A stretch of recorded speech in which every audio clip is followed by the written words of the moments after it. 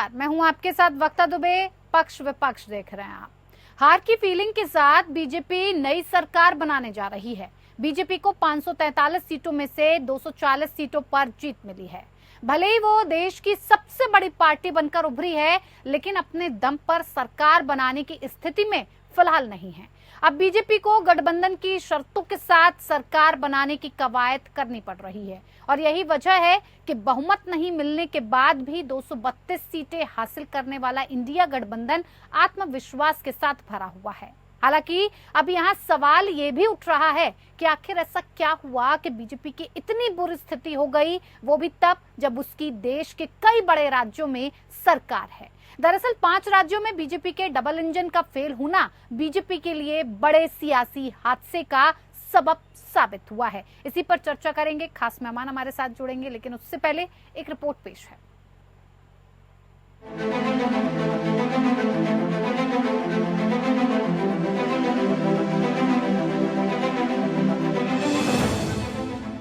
उत्तर प्रदेश ने एक बार फिर साबित कर दिया, दिल्ली दरबार का रास्ता उत्तर प्रदेश से होकर जाता है। डबल इंजन वाली यूपी में बीजेपी ने जबरदस्त ढंग से सीटें गंवाई। यूपी में बीजेपी की सरकार 2017 से चल रही है। 2019 लोकसभा चुनाव में पार्टी को यहां पर 62 सीटों पर जीत मिली थी, जबकि इस बार उसके खाते में महज 33 सीटें ही आई हैं। यूपी में बीजेपी को 29 सीटों का नुकसान हुआ है, जिसने बीजेपी को 272 के जादुई आंकड़े तक पहुंचने से रोक दिया। महाराष्ट्र में लोकसभा की 48 सीटें हैं और वहां भी बीजेपी की डबल इंजन की सरकार है, लेकिन इस बार महाराष्ट्र में डबल इंजन की सरकार बेपटरी हो गई। 2019 में 23 सीटें हासिल करने वाली बीजेपी इस बार 9 सीटों पर सिमट गई। उसे यहां 14 सीटों का नुकसान हुआ, जिसने बीजेपी को अपने दम पर सरकार बनाने से रोक दिया। बीजेपी को अपने दम पर राज करने से रोकने में डबल इंजन वाली राजस्थान ने भी बड़ी भूमिका निभाई। राजस्थान में लोकसभा चुनाव से कुछ पहले ही विधानसभा चुनाव में कांग्रेस को सत्ता से हटाकर बीजेपी ने सरकार बनाई थी। विधानसभा चुनाव जीतने के बाद बीजेपी को उम्मीद थी कि वो लोकसभा चुनाव में राजस्थान में दोबारा क्लीन स्वीप करेगी, लेकिन ऐसा नहीं हुआ। राजस्थान में बीजेपी को 2019 में 25 में से 24 सीटें मिली थी, जबकि एक सीट एनडीए सहयोगी के खाते में गई। लेकिन इस साल हुए चुनाव में बीजेपी को 14 सीटें आई हैं, यानी सीधे सीधे 10 सीटों का नुकसान हुआ। बीजेपी में हो रही हाहाकार में हरियाणा का भी बड़ा योगदान है। पिछले एक दशक से डबल इंजन की सरकार वाली हरियाणा में भी बीजेपी को कोई फायदा नहीं हुआ। 2019 में हरियाणा की सभी 10 सीटों पर कब्जा जमाने वाली बीजेपी को इस बार 5 सीटों से ही संतोष करना पड़ा है। हरियाणा ने 5 सीटों का झटका दिया तो डबल इंजन वाली बिहार ने भी बीजेपी को 5 सीटों का नुकसान पहुंचाया। बिहार में इसी साल ही एक बार फिर से बीजेपी को सत्ता में वापसी मिली है, लेकिन इसका फायदा उसे लोकसभा चुनाव में नहीं मिला। बिहार में बीजेपी को 2019 में 17 सीटें हासिल हुई थी, लेकिन 2024 के चुनाव में उसे अब महज 12 सीटें मिली हैं। अब बीजेपी की डबल इंजन की सरकार वाली इन 5 राज्यों में हुए सीटों के नुकसान को मिला दें तो बीजेपी को कुल 63 सीटों का नुकसान हुआ है। अगर इस बार बीजेपी इन 63 सीटों पर जीत जाती तो 240 प्लस 63 मिलाकर 303 सीटें हो जाती। 2019 में भी बीजेपी ने 303 सीटें ही जीती थीं, यानी इस बार डबल इंजन वाली 5 राज्यों उत्तर प्रदेश, महाराष्ट्र, राजस्थान, हरियाणा और बिहार में बीजेपी की डबल इंजन का बेपटरी होना बड़ा सियासी हादसा साबित हो गया। Bureau report, APN. देखिए, डबल इंजन की सरकार ही फिलहाल बेपटरी होती दिखाई दी। तमाम राज्यों में जहां पर सरकार डबल इंजन की थी, वहां 5 ही राज्यों में इस तरह से बीजेपी की नैया डूबी कि ये बहुत बड़ा सवाल बन गया है कि आखिर वजह ऐसी क्या रही, ऐसा क्या कुछ हुआ कि इतनी स्थिति बुरी देखने को मिली, जो परिणाम सामने आए। अब जब देश के कई बड़े राज्यों में डबल इंजन की सरकार थी, उसके बाद भी डबल इंजन फेल हो गया। इसके लिए अब भारतीय जनता पार्टी को ये सोचने समझने की जरूरत है कि आखिर गलती कहां पर हुई और जिसका फायदा विपक्षी पार्टियों ने बेहद बेहतरीन तरीके से उठाया। इसी को समझेंगे और खास मेहमान हमारे साथ जुड़ गए हैं, जिनसे मैं आपका परिचय करवा देती हूँ। हमारे साथ शशिकांत तिवारी जी हैं, नेता भारतीय जनता पार्टी से जुड़ गए हैं। बहुत स्वागत है शशिकांत जी आपका। तमजीद अहमद, प्रवक्ता कांग्रेस से हमारे साथ जुड़ गए, आपका भी बहुत स्वागत है। शशिकांत जी, देखिए, डबल इंजन की सरकार कहते हैं कि जिस राज्य में भी होती है तो काफी फायदेमंद साबित होती है, क्योंकि पहले से ही आपका राज्य पर कंट्रोल है, तो आगे आने वाले जब परिणाम होते हैं या चुनाव होते हैं तो उसमें आप बेहतर प्रदर्शन कर सकते हैं। लेकिन यहाँ पर सवाल ये बड़ा बना हुआ है कि जिस उत्तर प्रदेश को कहते हैं कि दिल्ली तक जाने का रास्ता उत्तर प्रदेश बनाता है। सबसे ज्यादा लोकसभा सीटों वाला उत्तर प्रदेश, 80 सीटें हैं जहां, वहां पर आपकी स्थिति इतनी खराब कैसे हो गई कि आपको देश के कई बड़े राज्यों में सीटें गंवानी पड़ गई और आपको ये बात समझ में नहीं आई कि आखिर चूक कहां हुई? हाँ देखिए, बिल्कुल डबल इंजन की सरकार होने से हमारे जो हमारा नारा है भारतीय जनता पार्टी का, मोदी जी का नारा था कि विकसित भारत विकसित राष्ट्र बनाएंगे। तो विकसित राष्ट्र बनाने में बहुत ही सहूलियत रहती है और निश्चित रूप से विकसित राष्ट्र बनाने में भी डबल इंजन सरकार की भूमिका रही है और गरीबों की सेवा करने में भी, अंत्योदय की सेवा करने में भी। देखिए, गरीब को जिनको हम राशन भी दे रहे हैं, उसके बाद से शौचालय है, बिजली की योजना है, मकान देने की योजना है, सबको ये इन चीजों में बहुत काम हुआ है, बहुत लोगों को लाभान्वित किया गया है, लाभ पहुंचा है। आप मुद्दा नहीं समझ पाए। मैं सवाल कर रही हूँ, जब आपने इतना कुछ किया तो फिर आपको मुंह की क्यों खानी पड़ी उत्तर प्रदेश में? हाँ, हम उसी पे आ रहे हैं। तो इतना सेवा करने के बाद भी हमको लगता है कि देखिए, हमारे भारतीय जनता पार्टी और एनडीए घटक के लिए ये विश्लेषण का विषय है कि किस प्रकार ये लोग संविधान का नाम लेकर के लोगों को भ्रम में डाल रहे थे कि ये लोग आ जाएंगे तो संविधान को खत्म कर देंगे, जबकि कांग्रेस खुद ही संविधान को बार बार परिवर्तित करती रही है। दूसरा, ये लोग जातिगत जनगणना करके जातियों में तोड़ने की पूरी कोशिश कर रहे थे।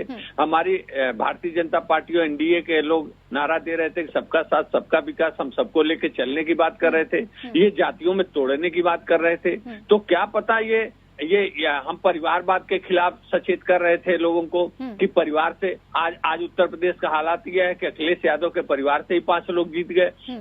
तो जिन मुद्दों को हमने लिया कि परिवारवाद से आगाह कर रहे थे, जातिवाद से आगाह कर रहे थे, मुस्लिम तुष्टीकरण से आगाह कर रहे थे, तो लोगों ने उस पर ध्यान नहीं दिया या क्या हुआ, ये हमारे लिए विश्लेषण का बात है। एक बात। दूसरा, ये लोग जो भरमाने में लगे हुए थे कि संविधान को खतरा हो जाएगा और ये लोग आ जाएंगे तो आरक्षण खा जाएंगे, ये कर देंगे, तो जबकि बार बार मोदी जी कहते रहेंगे हमारे रहते आरक्षण को कुछ नहीं होगा।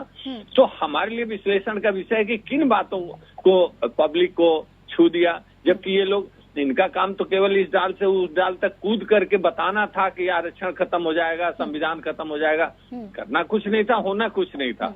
लेकिन अब ये विश्लेषण की बात है, ये समीक्षा की बात है कि आप सत्ता में बैठे हुए हैं, जनता आपके काम को देख रही है, आप विकास की बात करते हैं, आपने राम मंदिर के मुद्दे को इतने जोर शोर के साथ उत्तर प्रदेश में उठाया, लेकिन ये राम मंदिर का मुद्दा भी चला नहीं।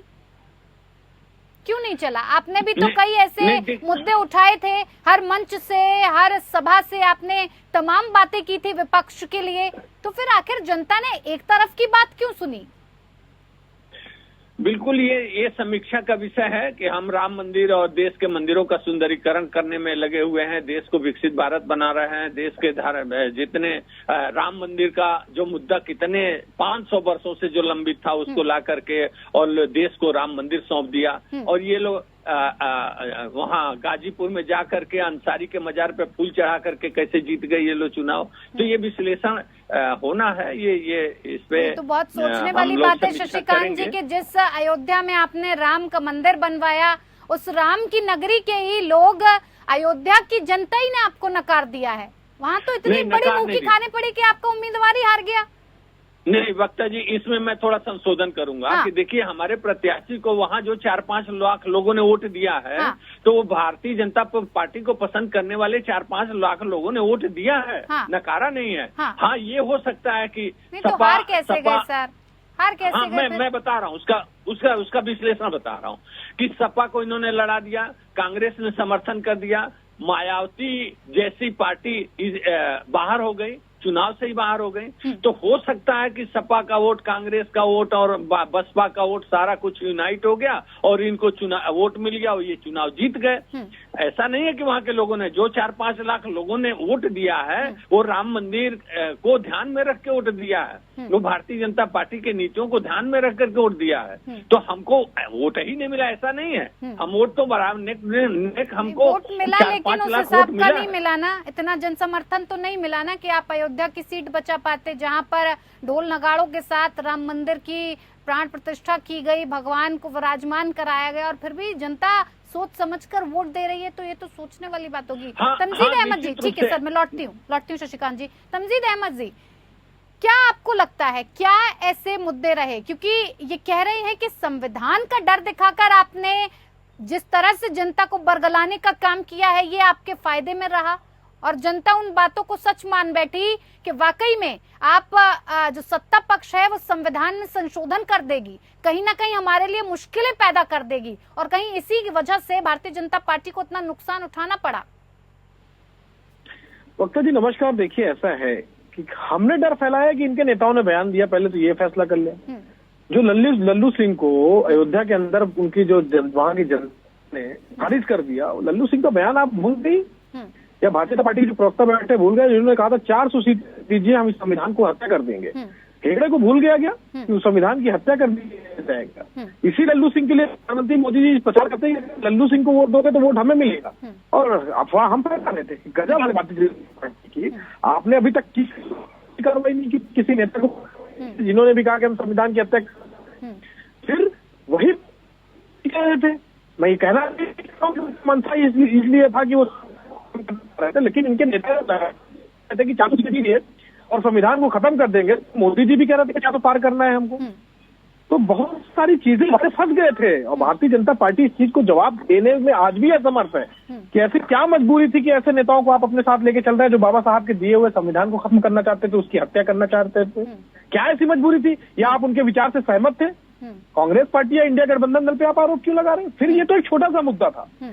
बड़े मुद्दे तो ये थे कि जिस तरीके से इन्होंने देश के अंदर एक तरह से बेरोजगारी अपने चरम पे थी, किसानों के साथ किस तरह से अन्याय अत्याचार हो रहा था किसी से छुपा नहीं है, किस तरीके से महिलाओं के साथ अन्याय हो रहा था किसी से छुपा नहीं है।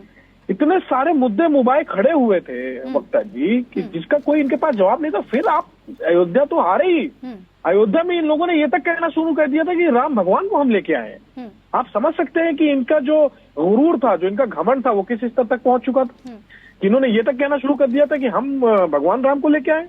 काशी में क्या हुआ आपने देखा? प्रधानमंत्री मोदी जी महज 1.5 लाख से वोटों से चुनाव जीत पाए। काशी की धरती ने मोदी जी को भी खारिज कर दिया। वहां की धरती पे 1.5 लाख वोट पे किसी तरीके से उन्होंने चुनाव जीता है। तो नैतिक रूप से चुनाव में भारतीय जनता पार्टी बुरी तरीके से हार चुकी है, जनता ने इनको खारिज कर दिया है। लेकिन एक सत्ता बनाने की जो जिद है, उस जिद के सहारे ये लोग सत्ता बनाने की कोशिश कर रहे हैं और उसमें भी कामयाब नहीं होंगे। जिद किस बात की? बहुमत है सर। नहीं, कहाँ बहुमत है? आप बताइए ना, बहुमत कहाँ पे? नहीं, क्यों एनडीए के पास बहुमत नहीं है जैसे आपके पास? तमजीद जी, आपके पास कितनी सीटें आई हैं अगर इंडिया गठबंधन के तमाम दलों को हटा दें? जी, वक्ता जी वही मैं कह रहा हूँ कि भारतीय जनता पार्टी के पास 240 सीटें हैं, आई है ना 240, और उसके बाद एनडीए के साथ जो लड़ रहे हैं तो क्या सरकार नहीं बनाई जा सकती? आगे क्या होगा? उसके आगे का भी तो रास्ता तय करना होगा ना। 33 सीट तो उसके बाद भी चाहिए ना। उसके आगे भी रास्ता तय करना पड़ेगा ना। एनडीए गठबंधन के पास सर गठबंधन हो या क्या है क्या नहीं वो गलत प्रश्न है। मिलकर भारतीय जनता पार्टी सरकार बना रही है ना, क्या आप बना रहे हैं सरकार? मैं क्या अभी मैं कह रहा हूँ ना, ये आप बहुत जल्दी आप इस निष्कर्ष पे पहुंच चुकी हैं, भारतीय जनता पार्टी सरकार बनाने जा रही है। बहुत जल्दी आप इस निष्कर्ष पे पहुंच चुकी है। मैं आपसे कह रहा हूँ इस बात को बार बार, इस निष्कर्ष पे मत पहुंचिए कि भारतीय जनता पार्टी सरकार बनाने जा रही है। ये बहुत जल्दी है इस बात को कहना। ये बात भारतीय जनता पार्टी के शीर्ष नेतृत्व को भी पता है। अब आप बताइए, चंद्रबाबू नायडू जी को 6 महीने के लिए जेल भेजा था भारतीय जनता पार्टी ने, आपको याद है? ईडी और सीबीआई को लगा के चंद्रबाबू नायडू जी को 6 महीने जेल नहीं भेजा था। बताइए ना तमजीद अहमद जी, किस आधार पर आपको लगता है कि एनडीए जो गठबंधन है वो सरकार बनाने नहीं जा रहा है और आप लोगों की सरकार बन पाएगी? नहीं तो नंबर कहाँ है? मैं पूछ तो रहा हूँ, नंबर कहाँ है? 240 के बाद नंबर कौन से इनके पास? शशिकांत जी, जब नंबर ही नहीं है आपके पास तो आप कैसे सरकार बनाएंगे? जरा समझा दीजिए तमजीद को। देखिए इनका अल्प ज्ञान जो है ना, बहुत ही अल्प ज्ञान। इनके पास ज्ञान नहीं है कि अभी एनडीए की बैठक हो चुकी है और 7:45 का राष्ट्रपति ने समय दे दिया है और प्री पोल्ड अलायंस में नायडू जी और नीतीश कुमार जी पहले से प्री पोल्ड अलायंस की जो एनडीए गठबंधन है उसमें समर्थन देने की भी जरूरत नहीं है, लेकिन फिर भी उन लोगों ने लिख करके दे दिया और 7:45 अभी 1 घंटे बाद ये सरकार बनने जा रही है। इनको ज्ञान नहीं है, समाचार का ज्ञान नहीं। एक बात, दूसरी बात आप सुनिए, ये लोग भ्रम फैलाने में इसी तरह माहिर हैं। एक छात्र जो है 95 नंबर का डिस्टिंक्शन पाना है तो वो हम लोग भारतीय जनता पार्टी के लोगों को 95 नंबर का डिस्टिंक्शन मिलना चाहिए था। मान लीजिए कि 92% मिल गया, तब भी हम समीक्षा करने को तैयार हैं। ये फेल होने वाला जो छात्र होता है 33 नंबर पाने के बजाय 37 जब पा जाता है तो उछलता है बहुत और नगाड़ा बहुत बजाता है। वो स्थिति इनकी है, लोग नगाड़ा बजा रहे हैं, सरकार तक बनने नहीं दे रहे हैं। मुद्दे लेकर आए जमीनी स्तर पर जिस तरह से उतरकर जिन बुनियादी मुद्दों को उन्होंने उठाया, उसी के बल पर इंडिया गठबंधन को आज इतनी सीटें मिली हैं। आप बताइए ना, जहाँ पर तो आपकी सरकार थी आपने तो वहां भी बहुमत खो दिया सर। बात अगर मैं उन राज्यों की कर लूं, उत्तर प्रदेश में आपको बहुत 29 सीटों का घाटा खाया आपने। महाराष्ट्र की बात करूं तो आपने 9 सीटों पर ही आप सिमट गए। बिहार की बात करूं आपको सिर्फ 12 सीटें मिली हैं। राजस्थान की मैं बात करूं तो 14 सीटें आई हैं और हरियाणा की बात सिर्फ 5 से ही आपको संतोष करना पड़ा। तो यहाँ पर तो आपकी पहले से सरकार थी सर, क्या वजह रही? हम स्वीकार करते हैं कि हमारी कैसे कर रहे सर? आप तो कह रहे हैं कि इन्होंने ऐसा किया वैसा। अभी भी संभलना चाहिए भारतीय जनता पार्टी को कि आपके सामने कितनी बड़ी चुनौतियां होंगी जब आप एक एनडीए के साथ गठबंधन में सरकार बनाएंगे। तमाम तरीके की मांगे सामने आई हैं, नीतीश कुमार जी की, चंद्रबाबू नायडू जी की और तमाम जो आपके सहयोगी दल हैं। क्या प्रेशर पॉलिटिक्स में अब नहीं है भारतीय जनता पार्टी? हाँ ठीक है, मैं इसका जवाब देता हूँ।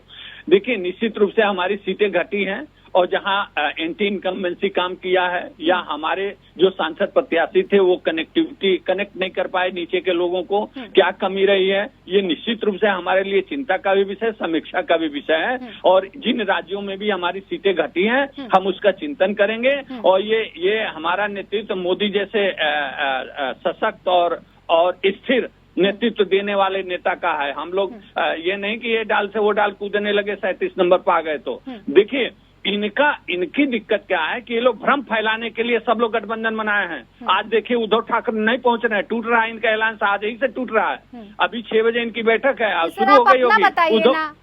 कांग्रेस पार्टी हम अपना बता रहे हैं, हमारे एनडीए के सारे घटक के लोग अभी पीएम आवास में बैठक करके इतनी बड़ी नाराजगी रही जनता के बीच, आपने समझने की कोशिश की, आपने समझने की चाहत रखी कि आखिर जनता के बीच में ये सांसदों के खिलाफ इतना रोष क्यों बढ़ रहा है, क्यों जनता के बीच में इतनी नाराजगी है, क्यों जनता की आवाज तक नहीं पहुंचा जा रहा है? मोदी के नाम पर, मोदी मैजिक पर आप क्या लगता है आपको हर बार आप चुनाव जीत जाएंगे? हाँ नहीं, ये जहां हम चुनाव हारे हैं वहां हमसे क्या चूक हुई है इस पे हम समीक्षा भी करने को तैयार हैं, चिंतन भी करने को तैयार हैं और जनता की सेवा पुनः करने को तैयार हैं। हमारी जो भारत सरकार बनेगी तो नरेंद्र मोदी जी ने कल ही भारतीय जनता पार्टी के कार्यकर्ताओं को संबोधित करते हुए उन्होंने कहा है कि हम नई ऊर्जा और नई उमंग के साथ भारत की सेवा करेंगे और करते रहेंगे। ये नरेंद्र मोदी का सशक्त नेतृत्व है, ये ढुलमुल न कोई नेतृत्व है न कोई ढुलमुल भारतीय जनता पार्टी राजनीति करती है। हाँ, चिंता इनको अपना करना चाहिए। एनडीए की बैठक हो गई, सबने लिख के दे दिया, 7:45 पर अभी 1 घंटे बाद नई सरकार बनने जा रही है और सेवा हम उसी तरह करेंगे। जहाँ चूक हुई है हम समीक्षा करने को तैयार है, सेवा करने को तैयार है, फिर हम पुनः लोगों से कनेक्ट होंगे। ठीक है, तमजीद जी बताइए सर। सवाल क्या है आपका? जी सवाल क्या है वक्ता जी आपका? जी सर, जो आपने सुना भारतीय जनता पार्टी के नेता को, वो साफ तौर पर ये कह रहे हैं कि सरकार हम बनाने जा रहे हैं, राष्ट्रपति से हमने मिलने का वक्त भी ले लिया और आप इस बात से अनजान हैं। देखिए, बहुमत तो साबित करना होगा ना वक्ता जी। हाँ। आप इतिहास कैसे आप भूल सकती हैं कि अटल जी की सरकार 1 वोट से गिर गई थी? आप इस चीज को कैसे भूल सकती है? शपथ अगर वो जा रहे हैं, सिंगल लार्जेस्ट पार्टी होने के नाते वो जा रहे हैं राष्ट्रपति भवन के पास, तो इनका अधिकार है, जाए, कौन मना कर रहा है? लेकिन बहुमत तो संसद में। तमजीद जी, इस बार आप संतुष्ट हैं जिस तरह के परिणाम आपको देखने को मिले? शायद इस बार ये बात नहीं कही जाएगी कि ईवीएम धोखा दे देगा या चुनाव आयोग ने ठीक से काम नहीं किया। इस बार ठीक से काम हुआ है अहमद जी? देखिए, एक बात समझिए वक्ता जी, एक बात समझिए, जिस तरीके की व्यवस्था भारतीय जनता पार्टी, ये सवाल खड़े क्यों है इस पे आपको इस पे जाना पड़ेगा। हमने सवाल खड़े किए, इस पे तो आप जा रहे हैं, लेकिन ये सवाल खड़े क्यों हुए? ऐन चुनाव से पहले चुनाव आयुक्त की नियुक्ति का अधिकार प्रधानमंत्री कार्यालय ने अपने हाथ में ले लिया, क्यों सवाल नहीं खड़े होंगे? आपने किस अधिकार के तहत उस प्राइम मिनिस्टर कार्यालय ने जाके चुनाव आयुक्त की जो नियुक्ति थी उसको खत्म कर दिया? चुनाव नहीं, आप बात समझिए, ये सवाल खड़े क्यों है? ये चुनाव आयोग ने या फिर ईवीएम जिस तरह से ठीक रहा, लगातार कांग्रेस पार्टी फोड़ती रही है, तमाम विपक्षी दल आरोप लगाते नहीं, रहे, इस बार आप संतुष्ट हैं कि नहीं सर? पिछले इतिहास में जाएंगे तो सर इतना वक्त नहीं है, आप ये जान लीजिए, आप ये समझ लीजिए, हाँ। कांग्रेस पार्टी सत्ता में आएगी तो ये सुनिश्चित करेगी कि ईवीएम में पड़े गए वोट और वीवीपैट की पर्चियों की गिनती हो। हम नहीं चाहते कि लोकतंत्र के अंदर किसी भी तरीके से लेश मात्र की भी शंका की गुंजाइश हो कि जो व्यक्ति सोच रहा है कि हमने इसको वोट डाला है तो वोट उसी को जा रहा है, इतना कॉन्फिडेंट उसको होना चाहिए। और चुनाव प्रक्रिया हमारे घोषणा पत्र का हिस्सा है और हम इस सुधार को करके रहेंगे कि जब हम आएंगे सत्ता में तो ये बिल्कुल सुनिश्चित करेंगे कि ईवीएम में पड़ा हुआ वोट और वीवीपैट में पड़ी हुई पर्ची का मिलान हो। ठीक है, सवाल बिल्कुल निश्चित रूप से हम सहमत हैं।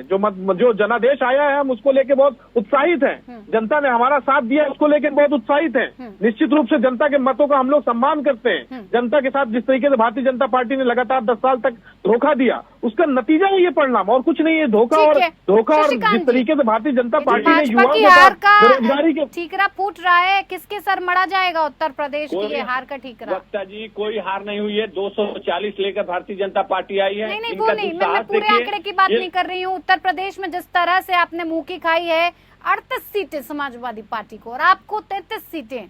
2014 से 2019 के अगर आप अपने कार्यकाल को देखेंगे, 10 साल में इतने बेहतर प्रदर्शन के बाद अचानक से इतनी बड़ी हार होना तो इसका खामियाजा तो और इसकी हार का जो एक जिम्मेदारी है वो तो कोई लेगा ना।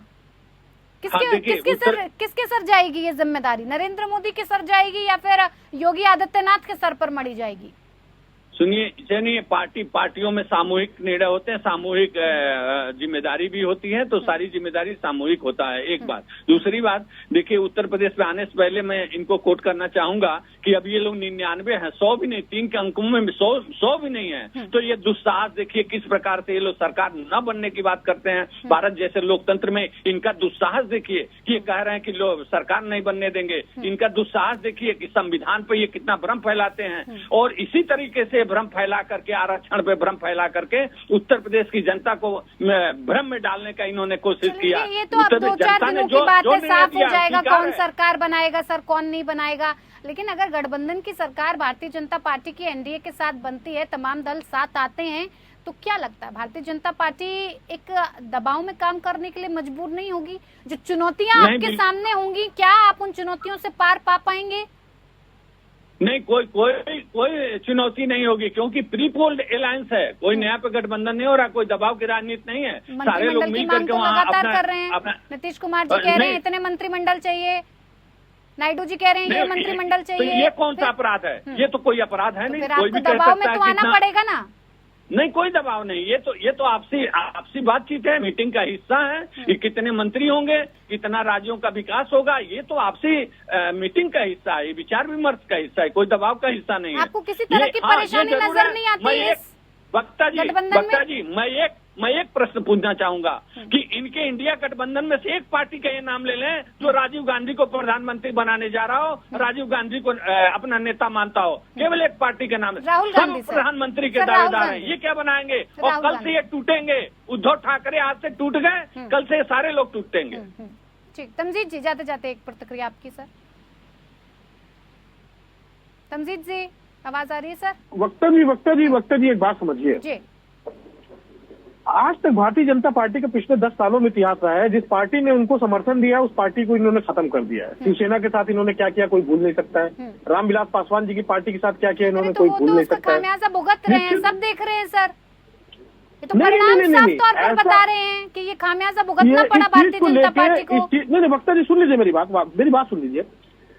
लगभग सभी पार्टियां इस चीज को लेकर बेहद आशंकित है कि भारतीय जनता पार्टी को अगर हम समर्थन देते तो क्या गारंटी कि भारतीय जनता पार्टी कल उनके सांसदों को तोड़ के उनकी पार्टी खत्म नहीं कर देगी। बहुत आशंकित है इस चीज को लेकर। मैं बहुत गंभीरता से इस बात कर रहा हूं। आप किस आधार पर इतना मजबूती दिखा सकते हैं सर? बाकी के जो इतने बड़े बड़े मजबूत दल हैं, जेडीयू या टीडीपी, किस आधार पर आपके साथ जुड़ने की बात कहेंगे? क्या ऐसा है इंडिया गठबंधन का अभी तो आधार रखा गया है सर? वक्ता जी एक बात समझिए, लोकतंत्र में सब कुछ नंबर गेम है, इसके अलावा कुछ नहीं है। 273 अंक चाहिए अगर इनको पास होना है, इसके अलावा तो कहीं कुछ है नहीं। लेकिन सब 273 अपने हमको भी चाहिए, राजनीतिक 273 भविष्य इनको को भी चाहिए। तो संभाल कर रखना चाहते हैं। आपको लगता है इतने बड़े बड़े नेता अपनी राजनीतिक स्तर को इतना नीचे लेकर आएंगे कि फिलहाल वो ये तय कर सके कि इंडिया गठबंधन के साथ जाएंगे नीतीश कुमार और अरे नीचे ले चंद्रबाबू जाना नायडू? तो वक्ता जी नीचे ले जाना तो ये है कि चंद्रबाबू नायडू जी को 6 महीने के लिए ईडी और सीबीआई ने जेल भेज दिया था। ये भारतीय जनता पार्टी ने किया था चंद्रबाबू नायडू जी के साथ। रातों रात नीतीश कुमार जी को ऊपर दबाव डाल के नीतीश कुमार जी के ऊपर दबाव डाल के मेरी बात सुनिए वक्ता जी, आप बात बात में आप टोक दे रही है। समझ लीजिए आप। नहीं मेरी बात सुनिए वक्ता जी, मेरी बात कंप्लीट होने दीजिए। नहीं तो गलत बात है भाई, ये गलत बात है, मेरी बात नहीं पूरी होने देंगे आप। बताइए, सुनाइए। देखिए इतना धैर्य मत खोइए, सुन रही हूँ मैं यही। हाँ मैं आ रहा हूँ, मेरी बात सुन लीजिए। क्या ये इतिहास में नहीं रहा है कि रामविलास पासवान जी की परिवार और पार्टी दोनों ने तोड़ दिया था, चाचा और भतीजों को लड़ा दिया था? क्या ये इतिहास नहीं है? तो पार्टी को उन्होंने खत्म कर दिया। क्या ये इतिहास नहीं कि चंद्रबाबू नायडू जी को उन्होंने जेल भेजने का काम किया? क्या ये इतिहास नहीं कि नीतीश कुमार जी को रातों रात उन्होंने दबाव डालकर सरकार से समर्थन आरजेडी से हटा के अपनी पार्टी की तरफ लेके आए? बताइए सर, वक्त की कमी है। निश्चित रूप से साफ मैं कहना चाहता हूँ कि कोई भी दल इनके ऊपर भरोसा करने की स्थिति में नहीं है, कि कोई गारंटी नहीं है कि उनको समर्थन दे और उनकी पार्टी को खत्म करने की कोशिश न करे। ये बिल्कुल मैं आपको गंभीरता से ये बात कह सकता हूँ। ठीक है। जो इनका रिकॉर्ड रहा है, जो इनका इतिहास रहा है, वो इस तरफ गवाही दे रहा है कि जिस भी पार्टी ने इनका साथ दिया है उस पार्टी को उन्होंने खत्म कर दिया है। ठीक है जी शशिकांत जी, 10 सेकंड के अंदर एक प्रतिक्रिया सर, वक्त ज्यादा नहीं है मेरे पास। देखिए, इतना भ्रम फैलाने का दुस्साहस ये लोग कर सकते हैं 99 की सीट आने पे, और राहुल गांधी को कोई अपना प्रधानमंत्री बनाने को तैयार नहीं है इंडिया गठबंधन में से, न केजरीवाल न ममता बनर्जी न तेजस्वी। कौन सा गठबंधन, इंडिया गठबंधन या एनडीए गठबंधन? दोनों ही दावे पेश कर रहे हैं सरकार बनाने का। कुछ ही समय में, कुछ ही दिनों में ये साफ हो जाएगा कि आखिर किसकी सरकार एक बार फिर से बनकर सामने आती है। बहुत बहुत धन्यवाद आप दोनों ही मेहमानों का हमारे साथ इस खास पेशकश में जुड़ने के लिए। पक्ष में इतना ही, नमस्कार।